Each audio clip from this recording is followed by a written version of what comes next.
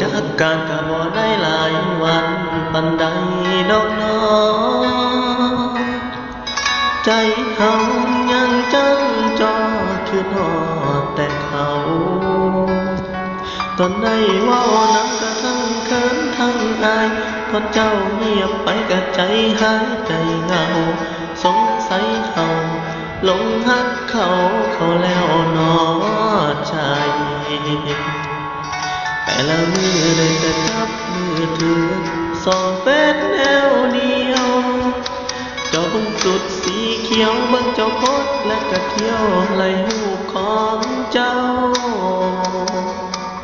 แต่ว่าเขาบ่มีวี่แววสิมาอ่านแชทของเฮา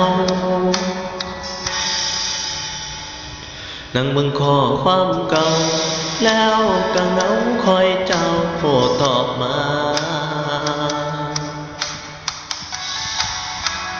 อยากทักไปหาเขาแต่ว่าโตเก่าเขาบ่ทันนานเขาคือสิรำคาญเขาคือสิยิ้มหวานใส่แซดคนใหม่น้อยใจว่าสิบ่ทักหาแต่ใจพี่บ้ามันอดบ่ได้ต้องขอโทษเจ้าเลยล่ะบ่ตอบก็ได้อายบ่สำคัญ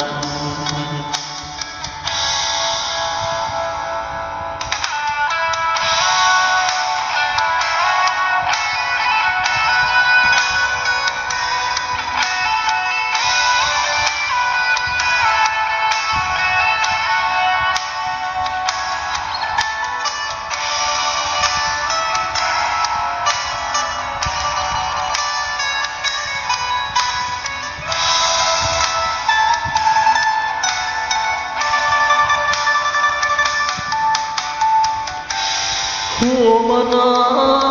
คนคอยมันเฮ็ดน้อยใจจักสิเฮ็ดจังใดกึดใจมันคือท้อ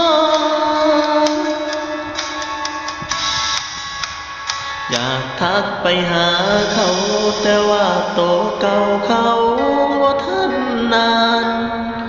เขาคือสิรำคาญเขาคือสิยิ้มหวานใส่แซดคนใหม่น้อยใจว่าสิบ่ทักหาแต่ใจพี่บ้ามันอดบ่ได้ต้องขอโทษเจ้าหลายๆบ่ตอบก็ได้อายบ่สำคัญอยากทักไปหาเขาแต่ว่าโตเก่าเขาบ่ทันนานเขาคือสิรำคาญเขาคือสิยิ้มหวานใส่แซดคนใหม่น้อยใจว่าสิบ่ทักหาแต่ใจพี่บ้ามันอดบ่ได้ต้องขอโทษเจ้าเลยล่ะบ่ตอบก็ได้อายบ่สำคัญ